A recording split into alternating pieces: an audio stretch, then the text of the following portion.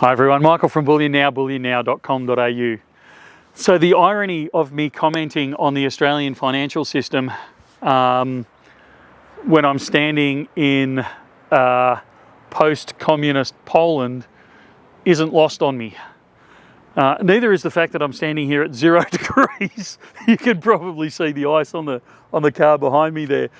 0 degrees here, and you guys back in Eastern Australia are sweltering through high 30s, low 40s degree heat. We've got to bring out or I've got to take with me, I should say, the Bullion Now hoodie when I go over to Europe. I must remember that next time. Anyways, the Australian Financial Review on Monday had an article in relation to the future of cash distribution through Australia, particularly in regards to a contract that is held by both Westpac and Armaguard. So it seems in Australia that the Reserve Bank releases like physical notes and coins to Armaguard. Once Armaguard has them secured into their facility, the ownership of those notes and coins transfers from the Reserve Bank of Australia to Westpac. Now Westpac holds that money on its asset register until that money is distributed around the country to other banks, but particularly to other organisations like, the major supermarkets, large businesses, those types of things. At that point, they take ownership of those notes and coins. Now it seems that contract is up for renewal. It's been running several years, and that contract is up for renewal in late May. And Westpac have indicated that they will no longer be they no longer want the contract. They want to hand it back because it's a loss-making exercise for them. This is causing a little bit of a stir, and obviously they all need to meet and have a discussion with it. Now this plugs into something, and I didn't quite understand it at the time, I don't believe, and you've got to take this as idle gossip and rumour, because I can't back it up with, see, here's the piece of paper that says this. Several months ago, and people, regular viewers of this channel would be very aware of the fact that we've established a new distribution facility just on the outskirts of Melbourne. Now, part of the building of that, I went to the vaulting people and said, I would like to buy a huge vault. And they said, that's fantastic. You can buy the huge vault, the hugest you want. However, it's a 2 to 3 year waiting period because all these vaults, like the production of these vaults, has been booked out by the major supermarkets and major companies around Australia for the next 2 or 3 years, because they need it to vault up a lot of the notes and things like that are coming through.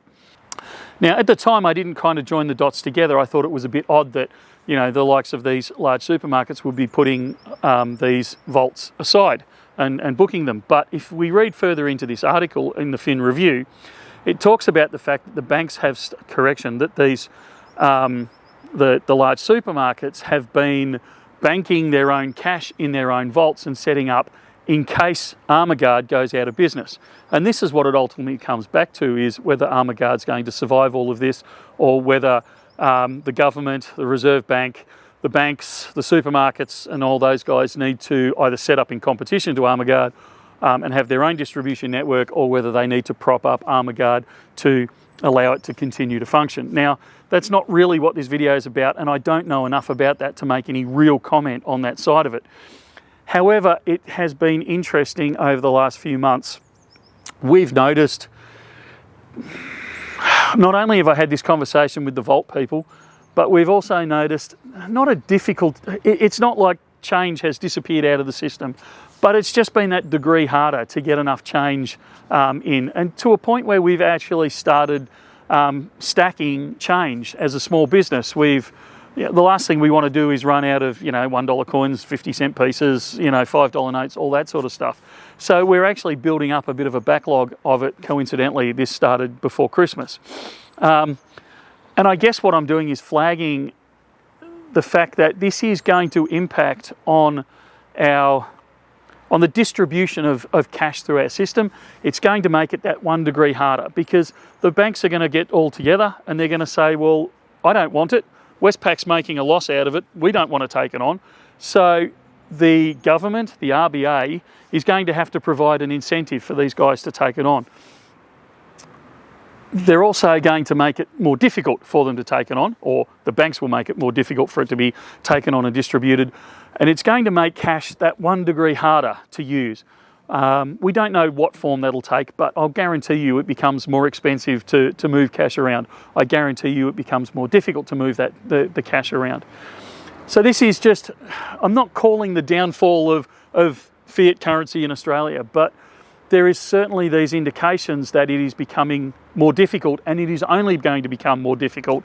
And that's if, and I assume they will, but that's if they actually manage to maintain some form of distribution system with Armaguard or a viable alternative. So what does that mean to you as a stacker? Well, it means a couple of different things. One is it does show the fragility of our system for a start, but it also is an indication, and you've got to remember I'm a bullion guy, it indicates even more that you need to keep a chunk of cash at home. No, I don't like cash. I'm the first to say don't hold cash, hold physical assets. But the reality of the situation is you do need to hold a component of cash. A week, 2 weeks, 3 weeks, 4 weeks of cash readily available, so that if the system goes down, if the system has a blockage, if the system does anything, and let's be honest, in Australia, over the last 12 months, we've had several situations where either on a local level, and I live in a regional area, a rural area, so we've had it happen a couple of times in our area where the system, quote unquote, the system has gone down locally and it's been cash only. Or we've actually seen it almost on national levels where there's been a hiccup in the system, in the banking system, and all of a sudden ATMs don't work, you can't do bank transfers, all these types of things. And that's on top of the fact that we're seeing more and more banks not actually accept or hand out cash.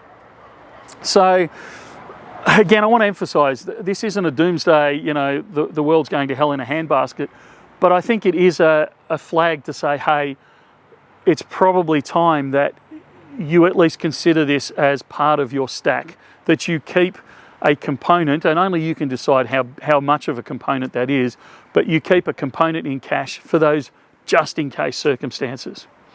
All right, I'm going to draw it to a close there because I'm absolutely freezing my buns off out here, but we will talk again very, very soon. See ya.